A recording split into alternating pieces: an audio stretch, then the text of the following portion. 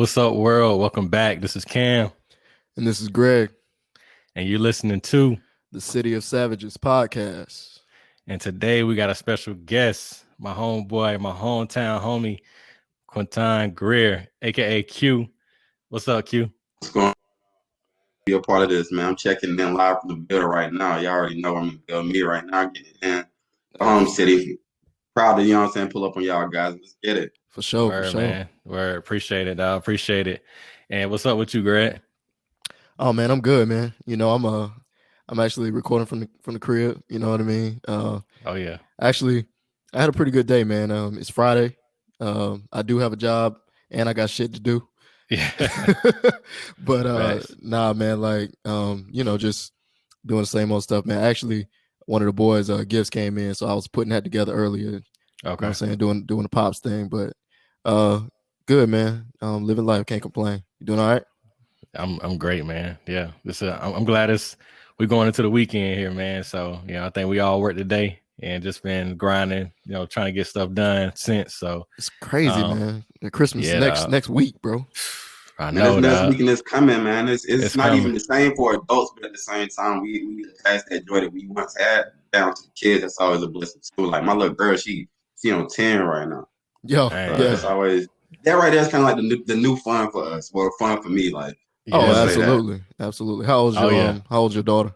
my little girl 8 now. Okay. So like her Christmas, like she already came like, all right, you already ruined Christmas. You already told me Santa Claus not real or whatever. But I still like the presents. I still like the tree. So I mean, we get it like that. So you know how that goes. Hey, quick Oh, yeah. quick question, like on that.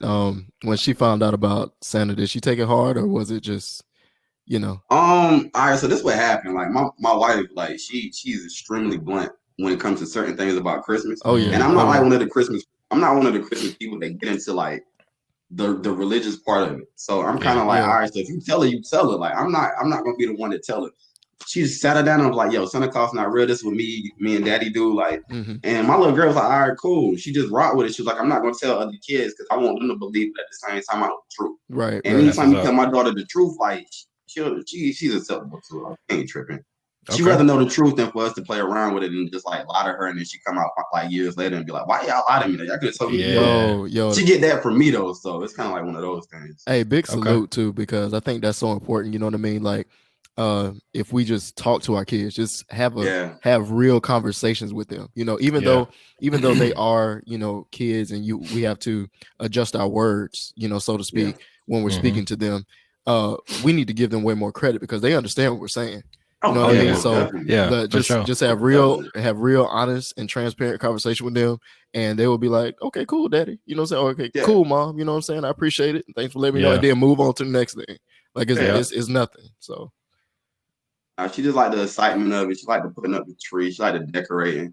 My daughter's a creative too. Like she got her own body scrub, so she like to create. She like to dance. She like to do all that. So if you just be honest with her and not play around with like her emotions or how she feel, like she'll take it. But Yeah. it's Yeah. just one of them things. Like we just kept it a buck on that and Okay. trying to rock with that. Hey, that's what's up, man. Yeah. Hey, that's the I'm way not to saying do it. I'm not telling nobody else how to raise it, but at the same time it worked for us. So Oh, yeah. absolutely. No, you gotta do it. You gotta do what work for you. Yep. Do what works for you and your family, for Yeah. sure. So hey, everybody different. Everybody got different stuff going on. So like whatever works for you, do your thing. You know what I'm saying? Exactly. So hey, I can't knock it. I think, honesty is always the best policy, no matter how you do it. So, hey, if she can take it and she good with it, she understands, then it's about timing dope. too. Like the timing Oh, yeah. of it, like it's about timing. Like most people want to rush their kids into things that they're not really ready for. If you give them like the perfect timing, you give them an option of wanting to know and educate them, then they'll go for it. Oh yeah, Right. for sure. Yep. For sure. Yeah, man. Yeah, That's what's up. boost your kids, man. Whatever That's a fact. whatever they're doing, just no matter what it is, just stay positive and boost them. You know, Oh, She yeah. mad. She probably mad. She not on right now. Like she'll be right up on me, like watching it. Like, Daddy, he said a bad word, but I'm still listening. Like he always up on me. Like that's dope. Oh man, yeah. It's the weekend right now, so my daughter, I know she's still. I'm like, hey, stay in your room. We got to do this thing. But Yeah. she'll be all up on me otherwise. I got the door closed, but even so, the door being closed don't matter. They're gonna bust in on you. It don't matter what you're doing, where you at. Facts, yo, facts. Yeah, man. Well, yeah, we're gonna get into the interview. Q, we definitely want to get to know you more. So I'm gonna introduce you, and we're gonna get right into it. But hey, everyone, Q is the fastest and most fastest upcoming designer hailing from Greenville, South Carolina, my hometown. He's the creator of 19BelowZero and pretty above all, and the Cool Kids Club, but not limited to his acting role in the short film The B-Side. The meaning behind 19BelowZero, excuse me, is a play off the numbers, alpha being 1 and omega representing the 9. Zero multiple by anything always will be 0, meaning you are the beginning and end, your purpose, and 0 can take that way. When you achieve that and inspire others, that's what we call solid. So that's where the brand comes from. And, definitely gonna get Q to explain more into that. But Q, tell me, what inspired you to get into the apparel game, creating your brand, and where the solid come from in your brand, 19BelowZero. Give us the backstory.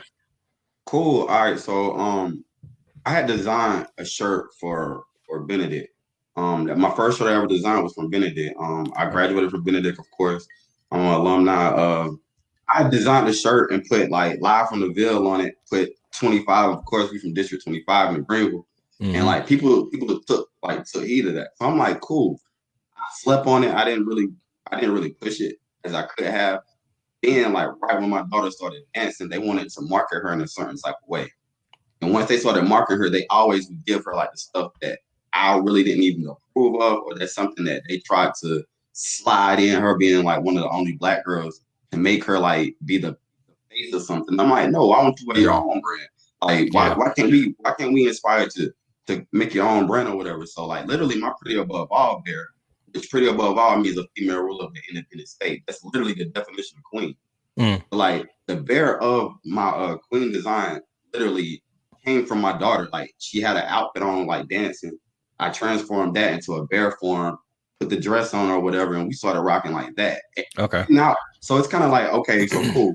Whenever you go dance, you got, instead of them pushing this shirt on you or trying to get you to wear somebody else's thing, it's like, nah, you got your own. Like you got something that you actually proud of. Right. Like let's rock with that. Like whenever they want you to be on the front of the website to show, oh, we got Black girls or something like that. Like, nah, like use your magic and the formula that I've been had. I just didn't know what to tap in, like how to tap into it at the time and go from there. So once I did that, like, of course, like me being a male, I always knew like, all right, I needed something for the guy. Right. You know what I'm saying? So when the guys came, like it was a way more simple. Like it was just simple. It was just boom, boom, boom. Now that's when I really got in my bag, and that's when you see like graphic tee. I started with the graphic tee. A lot of people don't know that. Like I started with the graphic tees, the Cali style. Like my feeling of my brand, I really wanted you to like, if you riding down Cali and you see like some dope graffiti or something like that on the wall, and you want that on the shirt, like I'm trying to give you that. Mm-hmm.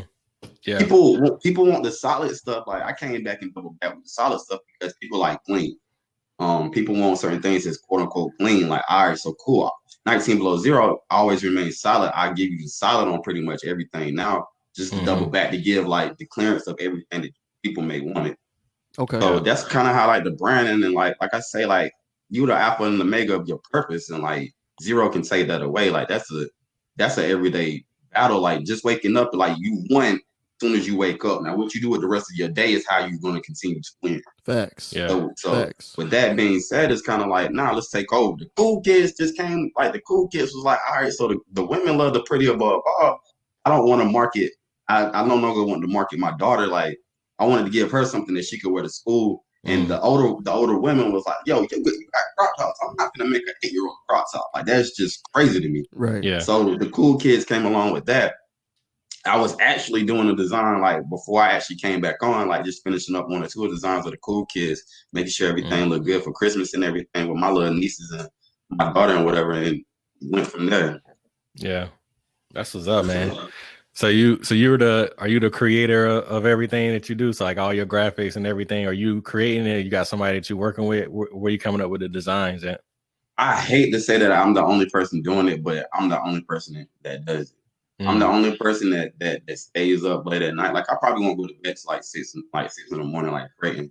I'm in my bed right now, like I'm just in my bed right now, like everything, like my vibration, like, I'm vibrating like extremely high right now. So like I create everything. I come up with every concept. Now I get advice from people. Like I might make an idea, and I might shoot it to one of my homeboys or something like that, and they like, nah, I'm not rocking with that. Even with the solid stuff, like I literally sat down one day, and my homeboy was like, "Yo, you got all these graphic things. Like I understand your mind is like extremely creative, and you just want to do what you want to do, but make it clean cut. Like somebody wants to put on a blazer and have a simple shirt on that it represents them, and they can go out and it'd be cool." And I'm like, nah, I'm not with that.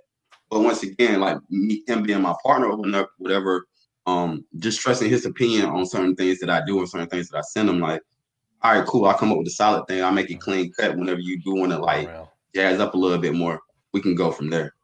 That's what's up, man. And when it comes to, I know you said, right now you're primarily the creator.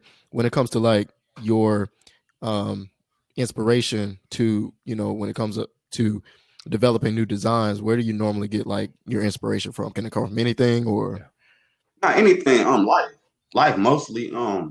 Man, I was literally having ate all day. I was snacking on a bag of Doritos at I'm at my mom's house because my laptop wasn't acting right and I had to come use her laptop.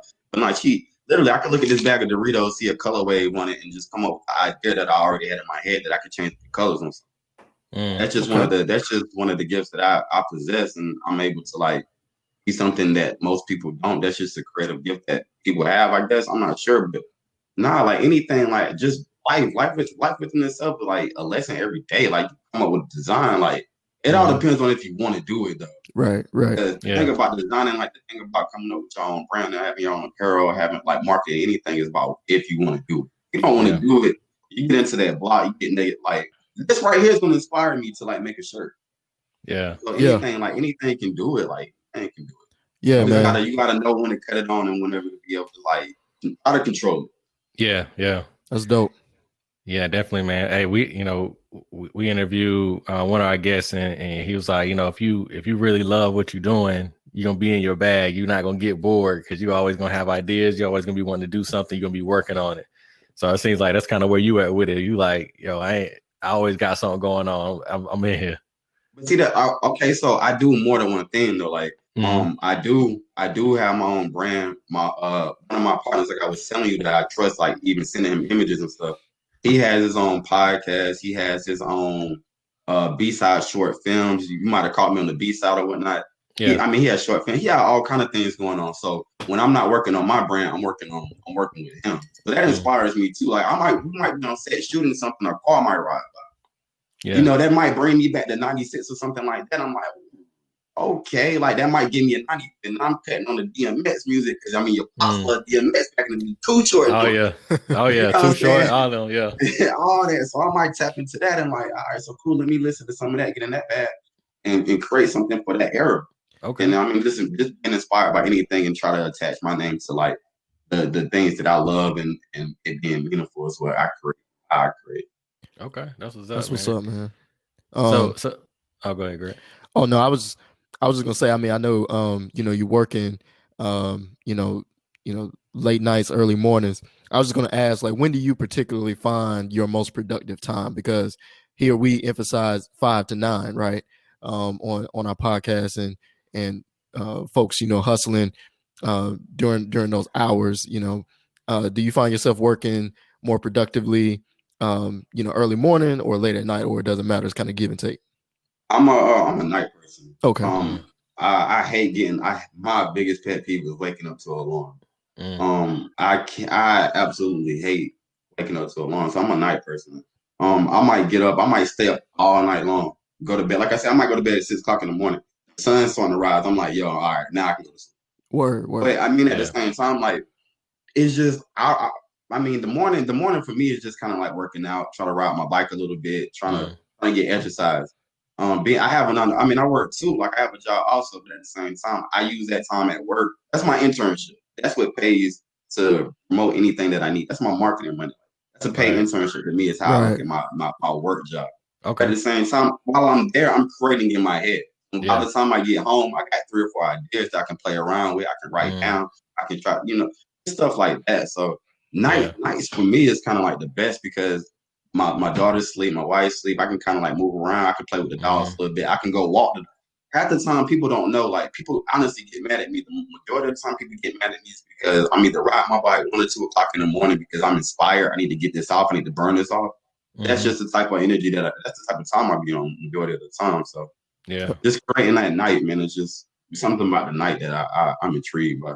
I feel that, especially the getting up in the morning and working out. Me and Cam, we be running, and when we can get up, we get up super early and run. But either way, that getting up in the morning and moving, you know what I'm saying, doing something, even if it's only, if you can only get 20 minutes in, just getting your heart pumping, getting your mind working, you know what I'm saying, it's gonna boost your mental for the day, to get you ready to conquer something. So I can feel that. Yeah, for sure. And I definitely relate to the late night.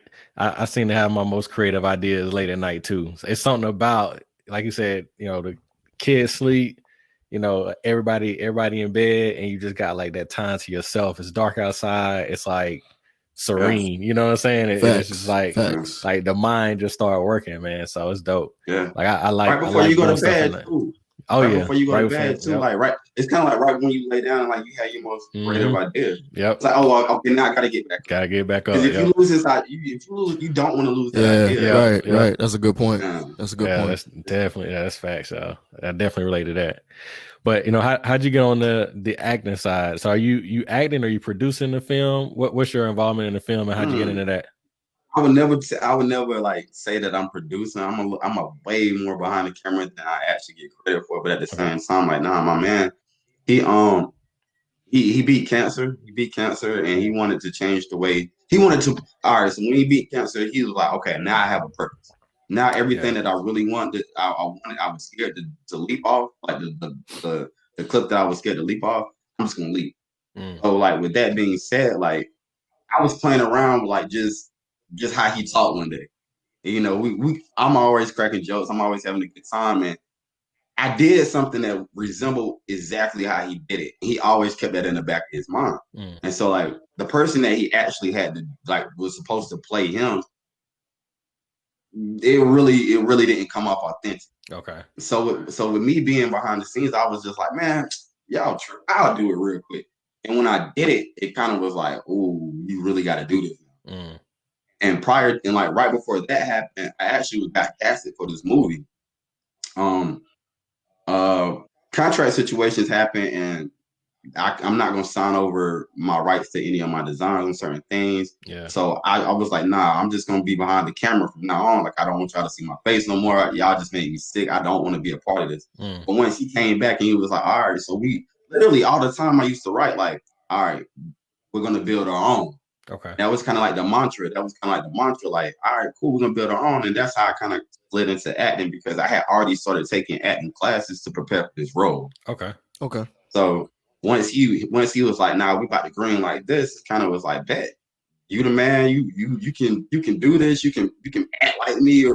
And I was just having fun at the time. I didn't think he actually put it in the back of his mental, and it just came to fruition for him. And I was able to play him in the short film, and it's a great coming of how he became who he is and everything else that he's involved in now. So Black Man with a Comic Book is how it all started. So hey, that's what's up, man. That is what's up, man. How is it's a dope concept. You don't really see that too often. Yeah. Facts. Yeah, man. So when it came down to the whole, you acting, was this because of the film? How long you been doing this? Where did the whole acting come from with you? All right, so my man was he was helping the producer. He was helping the writer and the producer of the movie. And with him being like me, his name is Mary Morrison, by the way. Let me shout him out. Mary Morrison, he was helping the man with the film or whatever, and he got all the cast together. Well, I told him, like, joking around. I was like, yo, post me up at the corner store doing something. doing something hard. Like I'm 7 feet tall. Like I'm just a huge big guy. And he was like, all right, cool. Like I'm gonna put you in a cameo. You wear your stuff. Like you know, if you want to sponsor some of your stuff in the film or whatever, let's do that too. And I'm like, all right, cool. Situation happened with the main actor really went and pushing or wanting to at the time to take the time to actually be in the film.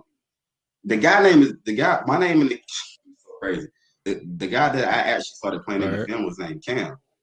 Once I heard his name, I was like, oh, like that's so relatable. Like I know a Cam that I can tap into, not to be this guy, but at the same time, I know a Cam, like I know a Cam. So I know a person when I see him that I can actually I can tailor off some of the things that me and you used to have. Because we used to always have like real conversations. I used to want to do something crazy. I used to always be like, nah, man, like, don't move like that. Let Reggie be the crazy one. Like you come on, man. Like your mom love you. Like just stuff like that. So and in the film, like that's how the guy was. So I was taking some of the conversations that you and I had when we were kids that I always remembered. And just I got plugged in with that and whatever, and I ended up actually being the artist, the marketing something of the whole company. But when the contract came out or whatever, and I was like, good luck with this. I can't sign over my designs from my brand because y'all want to market this a certain type of way and the rights to certain things. Like it just didn't fall through in my favor. But I mean, I wish the people in it I made great relationships. But as far as that, my man Mary, he came back and was like, look, we just gonna build our own at this point, and we just gonna tell my story now. He got no love lost is another part of his story that I wasn't in, but in the background and everything else. So you might see me in one or two of those episodes doing something small, but most definitely like just one of those things that I had tapped into, and it works out perfectly because of the clothing. Because like when people call, oh, like what should I wear? They got somebody to make from that film. And shout out to your mans for beating cancer too, man. Like for real, you know what I'm saying? Like that's that's a blessing. Super dope, man. So shout out to him. I know you mentioned that, but when it comes to that film, for those that are going to check that out, what do you think is the biggest takeaway from that?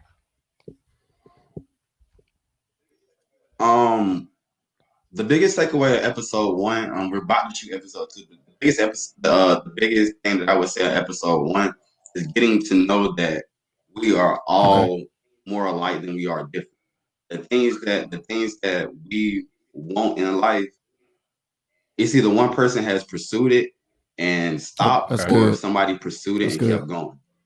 So the first episode of this is like more of the barbershop film. Where we just sit around, we kind of like tease what's going to happen. We don't give too much. We gave a lot of sports talk.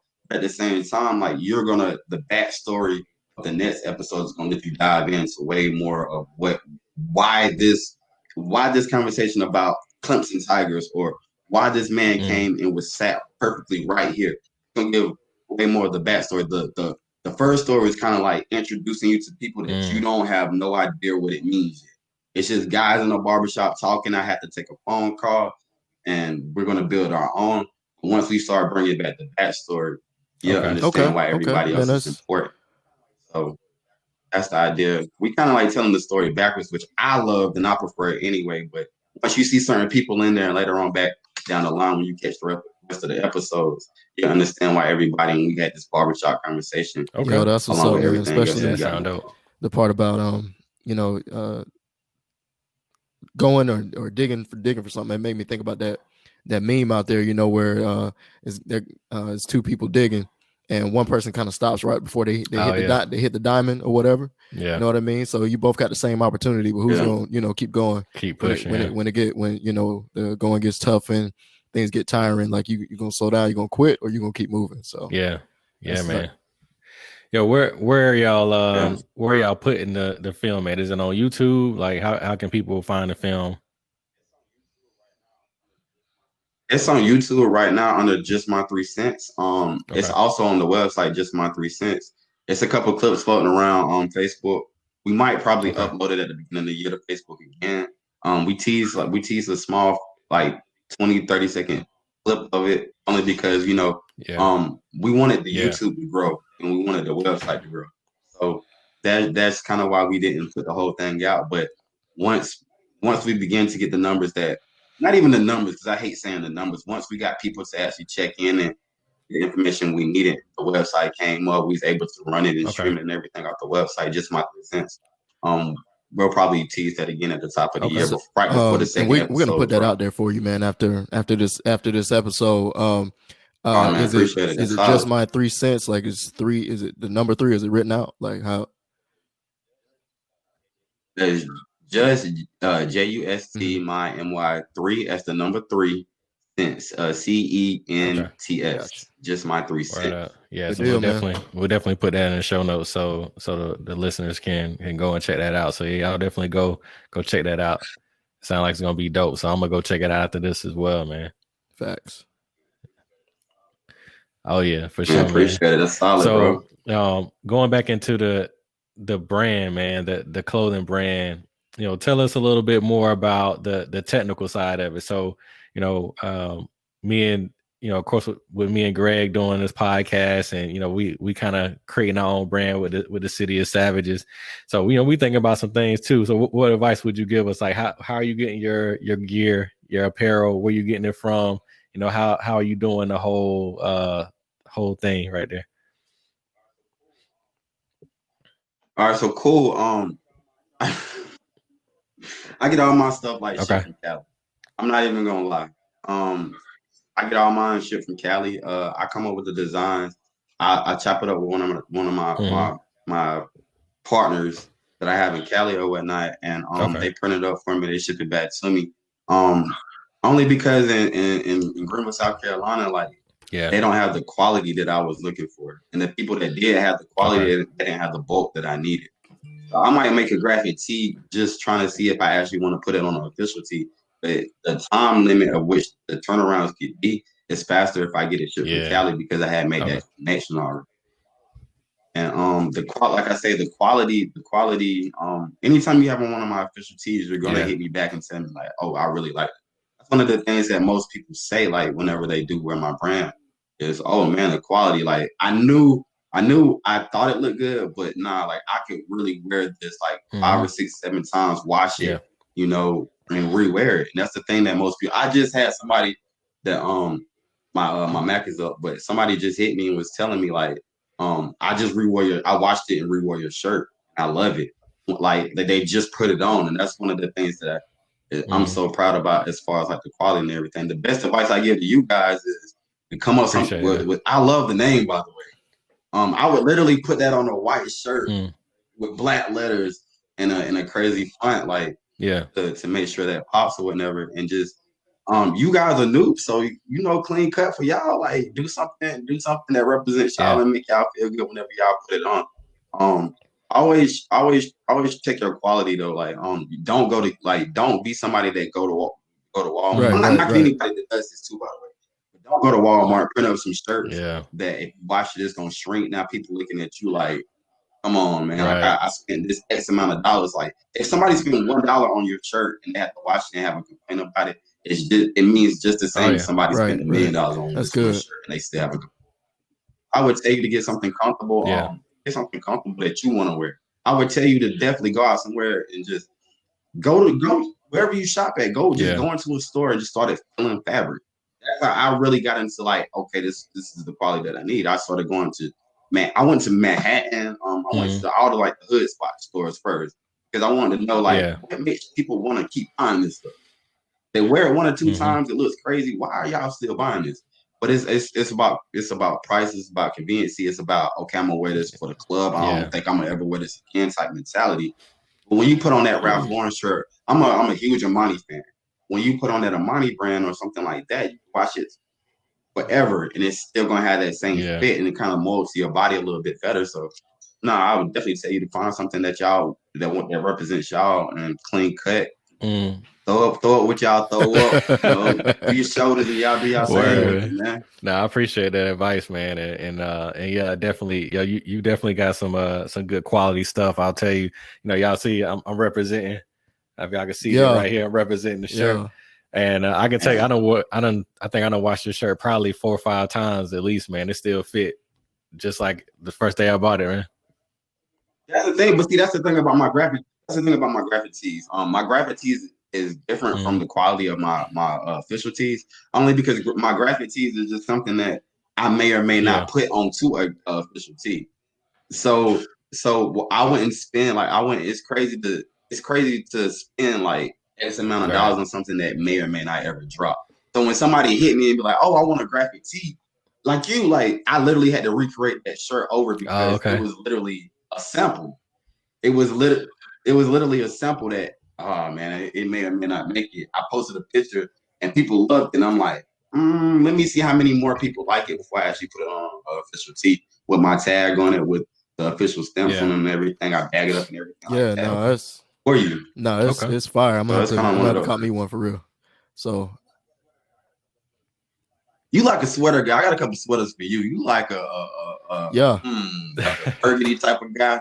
Yeah. You look like a black. You look like I got you. I got you. I got you. Yeah. With and I know we talking about right now some of the technical aspects, man.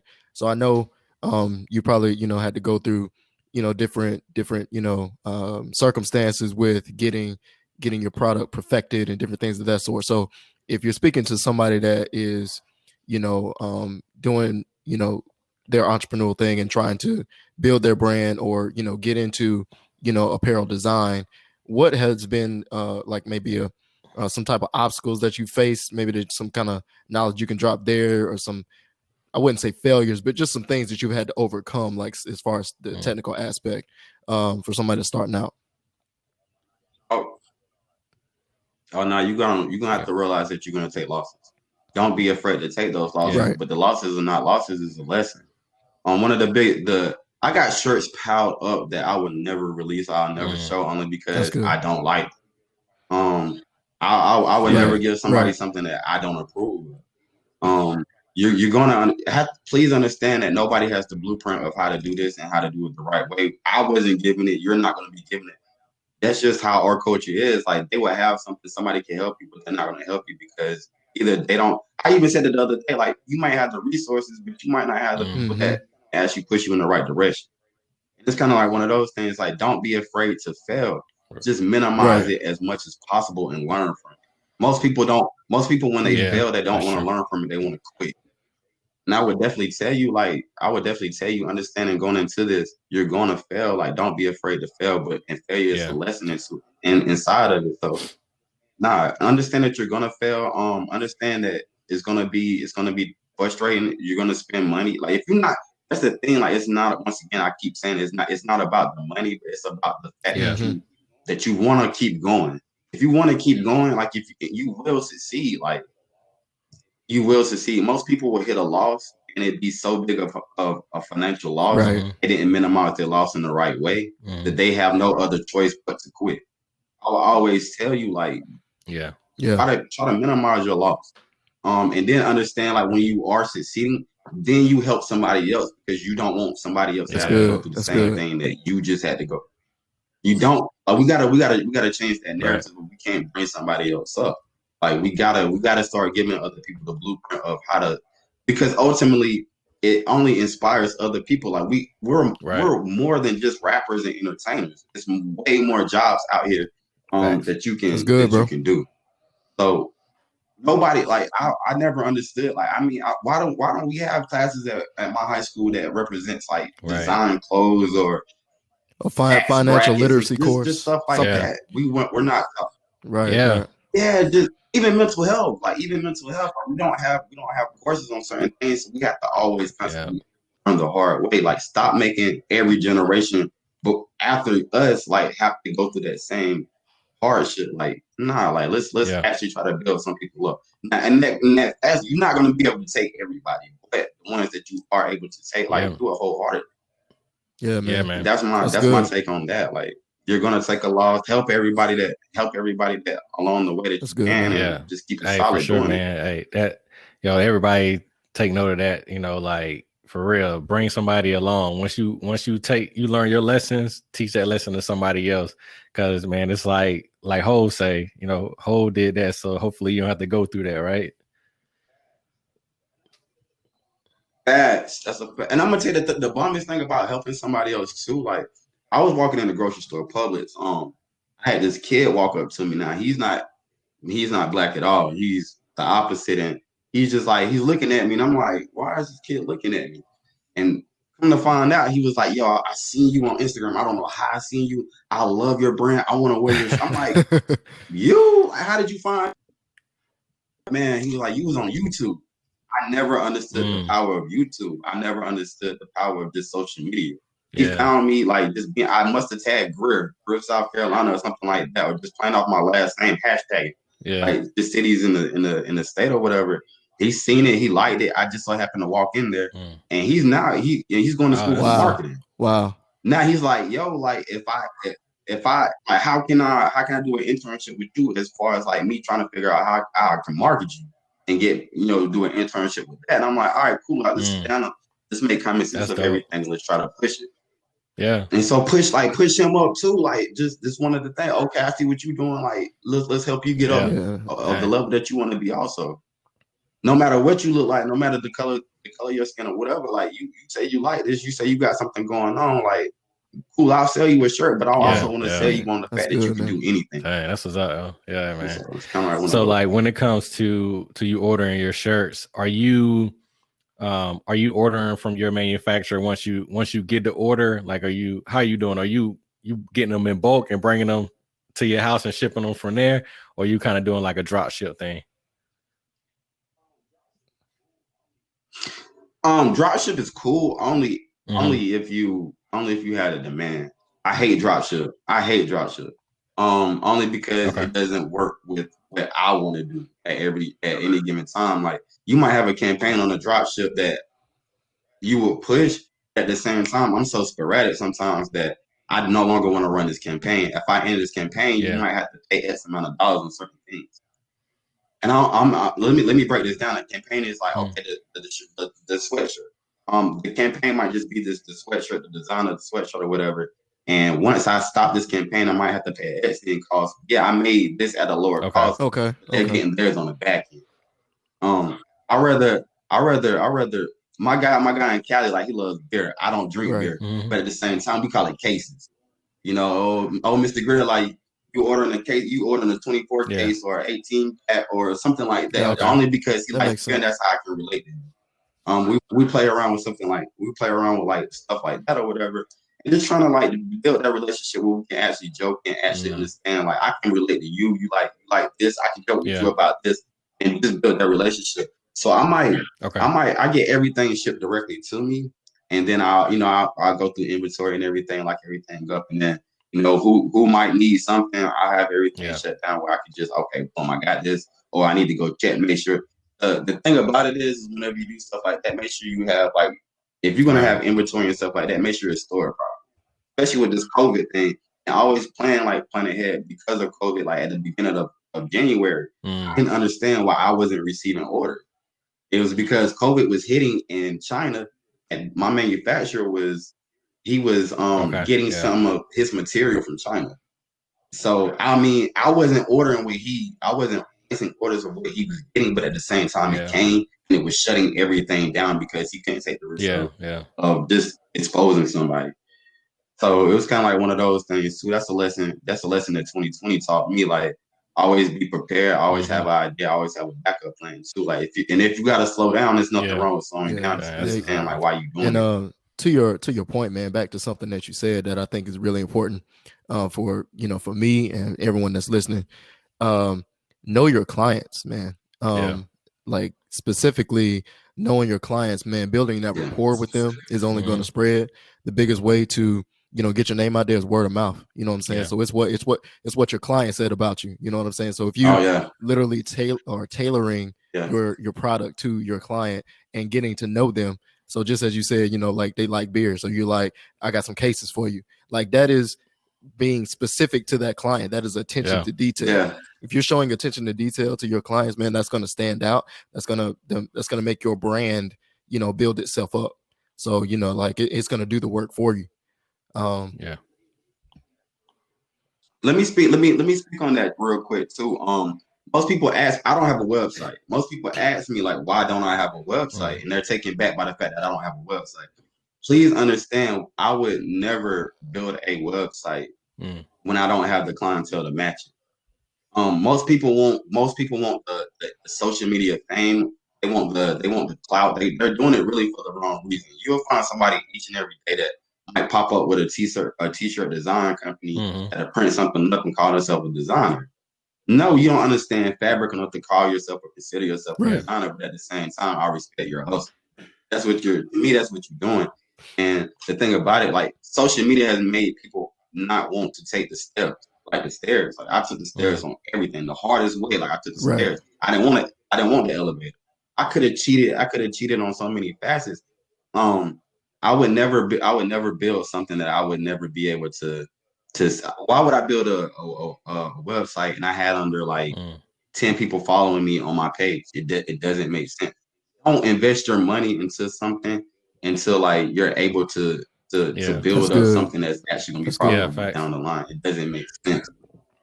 People and because see, people don't want to market. People just want to show you they want to take the picture, show you this, and they expect everybody to flood in, not understanding that it's a marketing behind some of the stuff that you have to do. It's kind of like rappers. Like people might put out a song, but they don't want to market the song. They don't want to pay for the marketing of the song and shoot the video.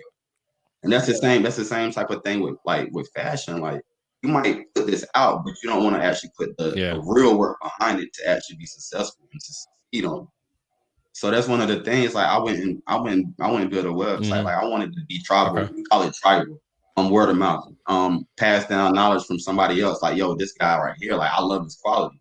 So now it makes you intrigued and want to go. Make sure you do follow. Make sure you do subscribe to certain things, and it actually builds you. It's kind of like the independent. It's kind of like currency in the rap game. Like I don't have to be Lil Wayne.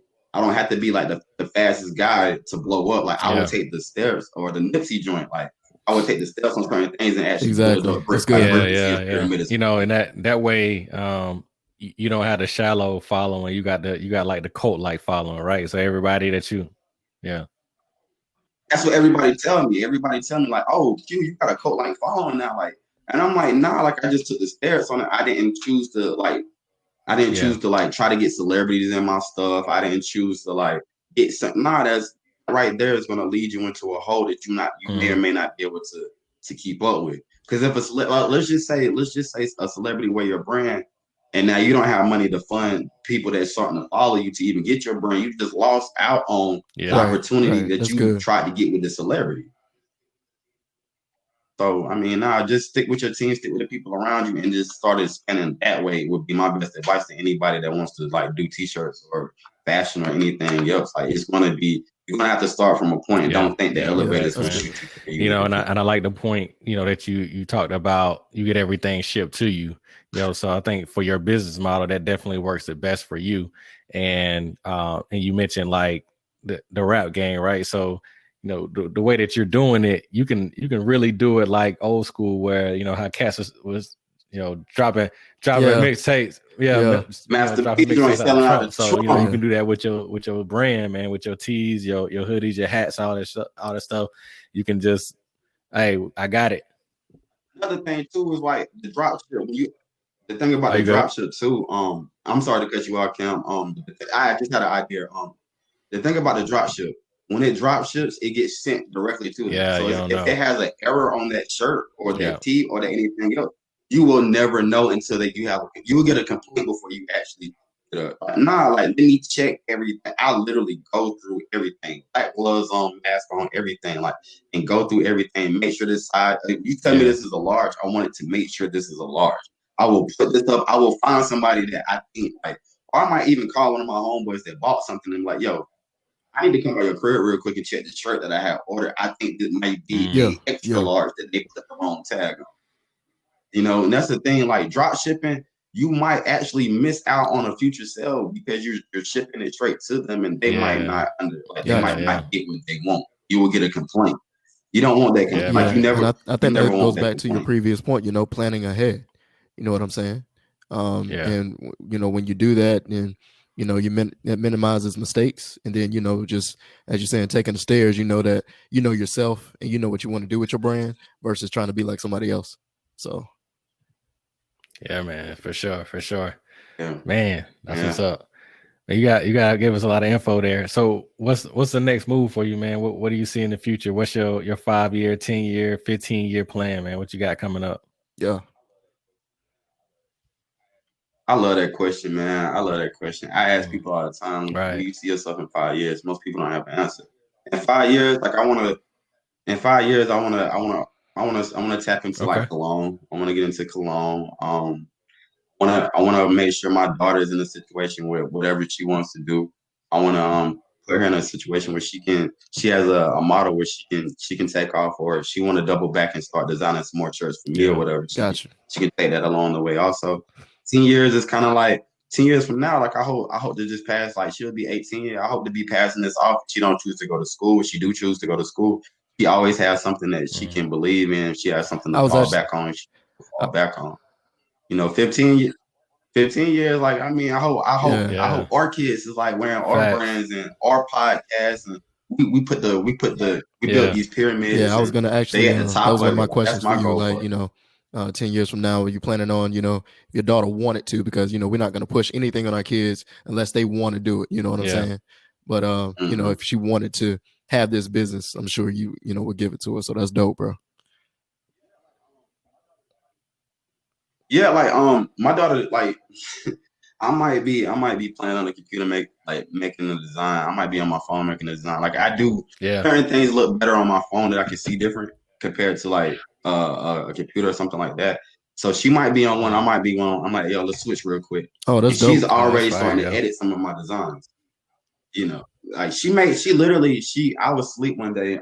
She was on my phone and she came up with she was on the laptop. She literally made her own t-shirt.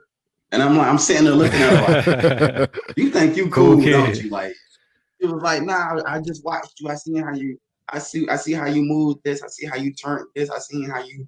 She was like, I just want to do it. I see you do it. I just want to try it. And I'm like, don't ever be afraid to try it.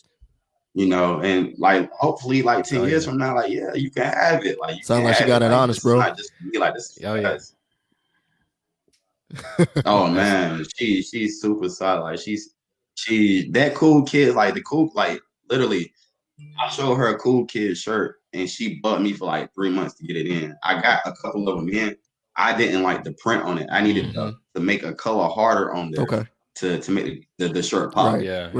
I'm teaching her that, like certain things I want, like, because like once you watch it, or if you do watch it, or if I choose to put this image on a tie-dye shirt, I want you to, I still want you to be able, I want certain colors to make sure it pops whenever you put it on there. And she's seen me do that. And she's seen how frustrated I was getting. But once I got it, she was like, okay, I have this look, man.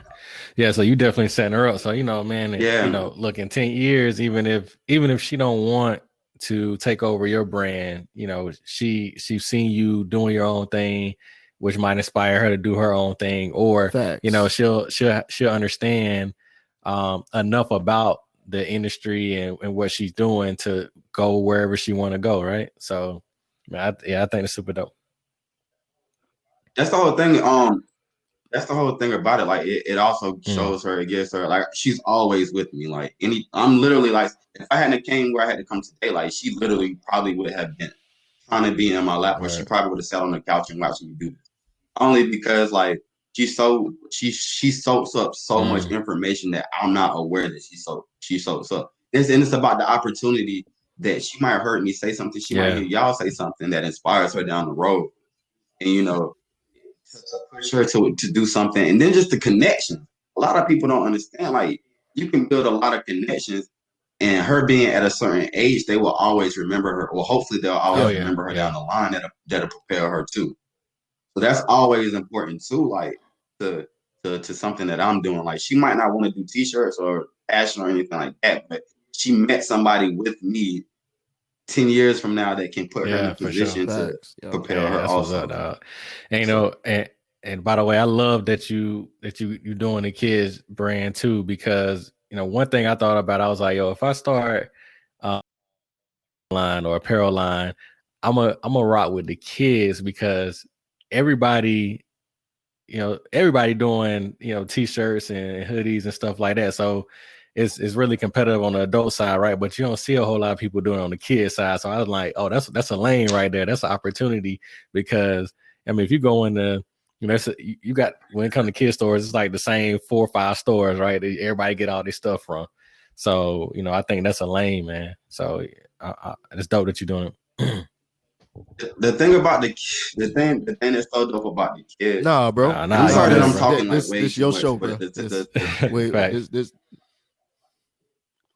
the thing about the kids and just the era that we in now is the kids, parents, or not our grandmas, not our parents, but us in a whole as a culture, not just us on this podcast. Like we want our kids to wear designer type tees or designer type stuff. They're not walking around with like pointy shirts, Power Ranger shirts and stuff like that no more.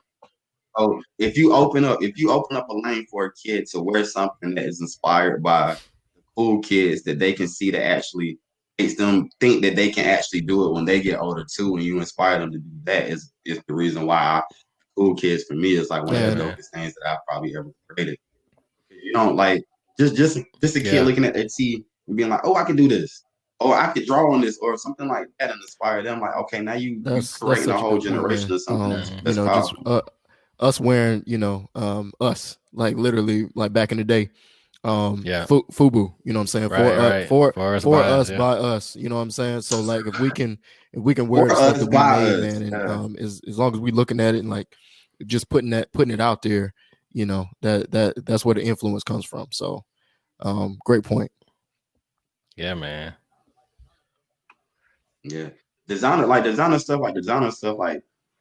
especially like a little bit younger than me, like I'm 33. So if you catch somebody that has a child that's 27, they have a child that's 5 or 6, they want their kids to be dripped in designer stuff at such a young age that I wasn't privileged. I was not like privileged to.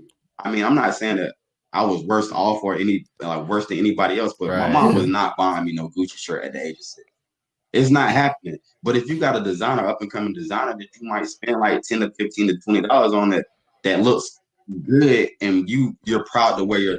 Now the avenue opens up to daddy son tees, daddy daughter tees, mommy and me tees. And to that point, man, like it's almost like on the previous podcast, I believe Cam actually brought it up. What's the point? Are you doing it because your kid doesn't know what Gucci is yet, so let's just be real. Your kid don't know what Gucci is. Your kid doesn't know what Louis Vuitton is. They don't know what you know what I'm saying, Christian Louis Vuitton is. Like they don't know YSL, none of this, right? But so essentially as the adult, we know about it, so we're putting it on our kid. Are we doing it because it's for attention, it's for clout? You know what I'm saying? Just like you said, like, we like essentially doing it for clout. Now again, not knocking anyone, but let's just go like take it back and really try to think about what we're doing it for. They're still kids. Like at some point, let kids be kids. Let them wear the Power Ranger shirt, or let them wear the shirt that they're gonna get dirty in 5 minutes. You know what I mean? Yeah, like, exactly. What's the purpose? So that's good. Because they don't they don't know about these brands yet. They don't know. On us. Yeah, even when it comes to like shoes, man. Like I wouldn't. My daughter don't care nothing about no Jordans. You know what I'm saying? She don't care about no J's. So I don't buy $100 J's for my 6-year-old daughter. It don't make no sense, right? Because here's the thing. At the end of the day, she's at the point now where she's independent enough to kind of pick out her own clothes and know what she likes and what she wants to wear. Right. And if I buy her $100 pair of Jordans, she gonna go in her drawer or under her bed, and she gonna get the $30 Converses that she like to wear, right? And she gonna wear those every day. Right. And I'm gonna be like, well, why don't you put on your J's? Trying to get her drip, and she gonna be like, I don't want to wear that. I don't really want to wear that. Like you want me to wear it, but I don't want to wear that. Exactly. My son, my son Quinton is just like that. So they both got tastes and stuff. Like they're getting to that point. Our kids are just about basically the same age, Cam.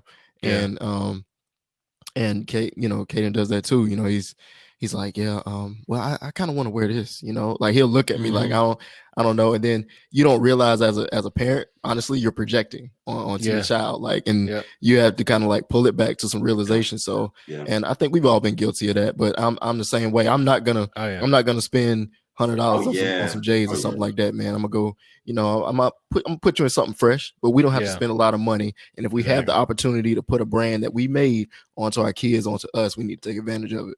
Point blank. So the craziest thing about my daughter is like, she don't even want the $30 sneaker combo. Oh yeah, she wants the Target joints, the little furry boots. And I'm like, I literally like, I remember her being 2. She probably had like, let's say like 15 to 20 pair of J's. At the age of 2. So mind fast, you, at that age, they grow out of stuff so fast. So fast, like the value that we, like you say, we projecting on our kids, but we didn't get that we want to make sure our child get. It's not really what the child wants though. Like so, my daughter flip flops. Like she kills me with flip flops. She'll kill me with a flip flop during the summer, and I'm just like, yo, like we about to go out somewhere. Like yo, we got matching J's. Like put these. Daddy, I don't. And okay, so she definitely wants to wear her Pretty Above All her cool kids stuff. She's gonna rock that regardless. But once again, like the graphic tees and stuff like that, she wants me to make that for the cool kids and kind of focus on the clean cut stuff for the adults. That's just like a kid. That's just me listening to a kid at some point. Like, you got a pretty good idea right there. I can actually start putting like some of the cartoons that I used to see, the Power Rangers and the Gargoyles and the DuckTale type stuff on the kids stuff. Even that barrel will look dope on a kid, like for a kid like that actually want something. Because I mean, they can relate to it. They're old enough, but they're still kid enough to understand some of the stuff that they like. So like let them choose. Like oh yeah, them Jay is killing me. But hey man, hey Q, I appreciate you, man. You done gave us a whole bunch of information here, man. This talk's been super dope. So we're gonna go ahead towards the end of this interview and our last segment here. So before we wrap it up, we're gonna go into what we call the Fab Five, and these are 5 just fun questions that we like to ask our guests. They're basically the same question we ask everybody. We switch it up just a little bit, but kind of tailored the same way. So I'm gonna let Greg kick it off. First question. Yo, so question number 1, what are you currently binge watching? Okay. I can get with that. No, you ain't changed, boy. Hey, ESPN. I ain't said it to the audience, but me and Q, we go back to like 5 years old. We talked about this pre-show. But man, I know since we was little, it was like, yo, if we wasn't on the game, Q's watching ESPN like all day, constantly. I was about to say you can watch over and over, same thing, over and over. The Sports Center loops. I look, bro. Shout out to Stuart Scott, man. Stuart, I'm watching peace. Hey, real quick though. Earlier I heard you mention Clemson. Are you a Clemson fan, or you just mentioned them just because they close to you? Okay, so I just proud. You see, I I just had to ask because if we both know Cam, you know what I'm saying. I ain't gonna say nothing, but you know, I mean, hey, we can't like all the same things, we can't like all the same thing. It's like I mean, just get in the upstate though. I don't know, man. Clemson just never rubbed me the right way. I just never rock with Clemson like that. And like my stepdad used to take me like some of the Clemson games back in the day. I used to see Woody Dancer and stuff like that. So just being at that age, going to like game. I remember I went to the game right after 9/11. They actually started patting people down for real. That's kind of like one of those things, like just being in those stands, feeling that adrenaline, hearing the national anthem at that time was like powerful for me. And we tailgated and stuff like that, and we just spent time at that time, like RP to my stepdad or whatever. But yeah, like he put that moment, it's just one of those things. And I always love sports. So like that connection that him and I had with that or whatever, it was kind of like made me like seeing the Tiger Paws driving into the stadium and stuff like that. Just all of that. Like I remember all of that. So that made me especially in the upstate on game day. Like you can't go anywhere in the upstate and not see like cars going down the Clemson. I'm asking because I'm a Clemson fan, and but I grew up. Ironically, I grew up in West Columbia, so everybody around me, was Carolina fans. But I grew up in a diehard Clemson household. Like my pops, you know what I'm saying? Like, just bleed, orange and purple. So naturally, I just grew up in that environment. I grew to love them. And obviously, as Cam said, we can't like the same thing. So I enjoy the rivalry, you know what I mean? But respect to you. So being being in the upstate and being around that, I get it. Yeah, man. But next question, we can move on. Yeah, for sure. Man. Next question. What's something new that you learned to do during the pandemic?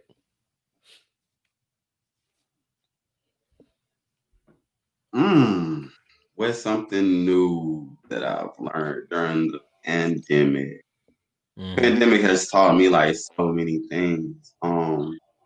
Probably installing stuff. I'm a handyman now. Like I brought down a vacuum cleaner like 9 o'clock this morning. Like my vacuum just stopped working. I'm like, all right, screwdriver.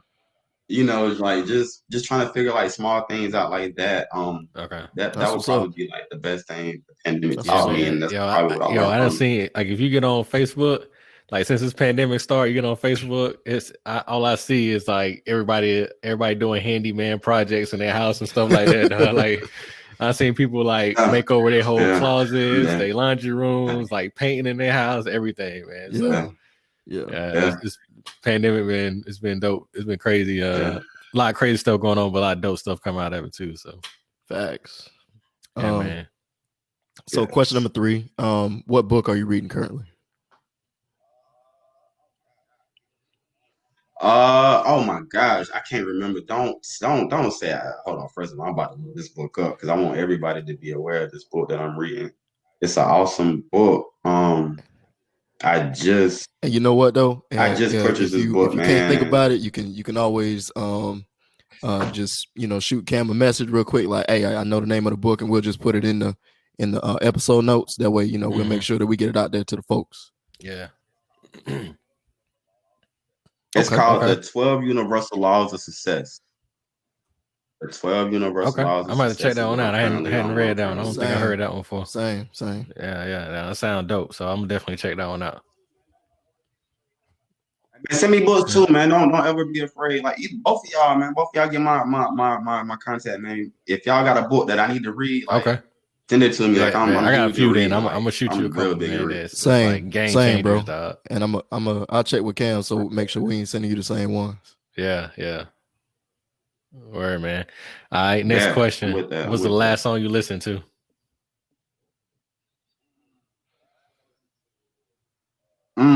The last song I listened to was Black Rebels. Unclear. Yeah. My cousin rap, David Curse, he rap. The last song that was actually playing on my podcast, my mat was his song. Right before I went outside, chopped it up with my pops, came back in or whatnot, and that's bet. Yeah, man. Hey, shoot me a link to his joint. I want to check him out. So I know I've checked out a couple of his joints on social when I see him posting stuff, man. He posts his videos and stuff like that. But shoot me his latest project. I'm gonna go check that out, man. And shout out to David. We'll throw his stuff up on the notes too, man. So y'all go check that out. Word. And last and final question: Biggie or Tupac? Yeah. Pop, man. What you mean? That ain't no question. What you mean? That's Pop. What you mean? Like that's Mr. Hit 'em Up. You never go wrong with Mr. Hit 'em Up. Like West Side, bro. I was on the West Coast feeling like Pop, like for real. Like I played Pop. I played Nip. Like I went to go to the Memorial. Like the whole time I was bumping Pop. Like it's just that energy that Pop had. It's not even that. It's just that poetic energy that he had. Also, people don't give Pop his props because he's controversial, but at the same time, like anybody at that age of 26 that was going through so many things. I mean, he's going through things. I mean, look how much work he had out at that time. Like, don't get me wrong, no disrespect to Biggie, but at the same time, Brennan had a baby. Like, he got classic song. He got Mama. Like, at any given time, you can reference a Tupac song that'll put you in a certain way or to get you through a certain day. Like, Biggie. I mean, you had to choose sides. So literally, that's the craziest question. Like, you had to choose sides, and it was always like, I'm riding with Pop. Like that energy. Plus, he was born in June. So he a Gemini. I gotta get. I'm a Gemini, so I was born in June.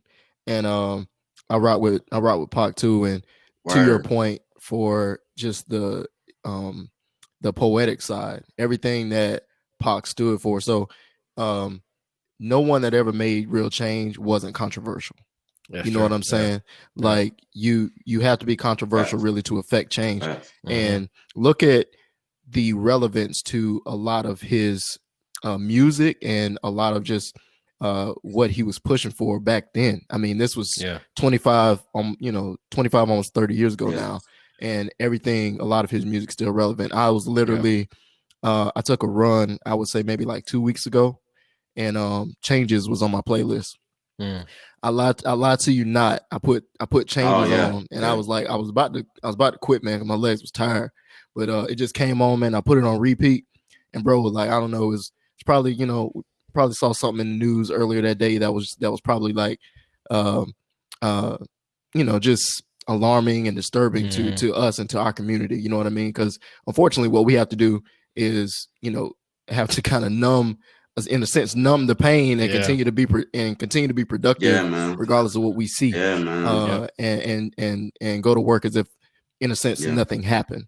But that it was just a motivation for me, man. So yeah, man, shout out to Biggie too. You know what I'm saying? Not taking anything away from him. He's a GOAT in his own right. But yeah, it's definitely, I rock with Pac too. So that's a good point. Yeah, man. Legend. Oh yeah, absolutely. Can I ask y'all one question before we get out? What made y'all do this bomb podcast? Can you want to jump on real quick? Y'all, what inspired y'all to appreciate that, man. So for me, man, I just felt like, I see people doing podcasts, and you see people doing stuff, and you like, what, I can do that. And I just felt like I got something to share. I got some knowledge up here. I've learned a few things over my years, so I got something to share. But also, I know I've met a lot of people over the years, and I got a big network that I know that I can tap into. A lot of people that I would like to talk to that I don't get to talk to enough, and a lot of people that I would like to share, what they're doing, and and their personalities to the world. So I mean, for me, it was just like, yo, I can do this. I want to do this. And man, I hit up Greg and was like, yo, what's up with this? What's up with the podcast? We actually got a group chat. This is where the name came from. We got a group chat. We call it the City of Savages. So I hit Greg up, was like, man, what's up? You trying to do this podcast? And he like, yo, I'm down. What's up? Just tell me what's up. So, hey, man, I was like, let's do it. And front of time we said we was gonna do it, man. I think it might have took us like 3 months before we started recording. So yeah, man, this is where we at. Yeah, and I really like what y'all doing, man. Continue to do it, man. Continue to like be blessed. Continue to stay healthy. Continue to raise y'all kids, man. And I love it, man.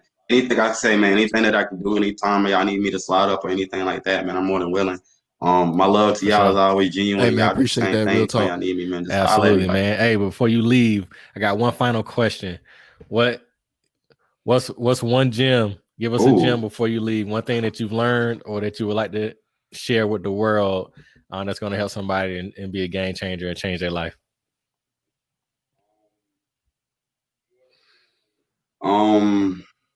You are the beginning and the end of your purpose, and nobody can take that away. That's my biggest gem, 19BelowZero. Like, you are the alpha and the omega of your beginning.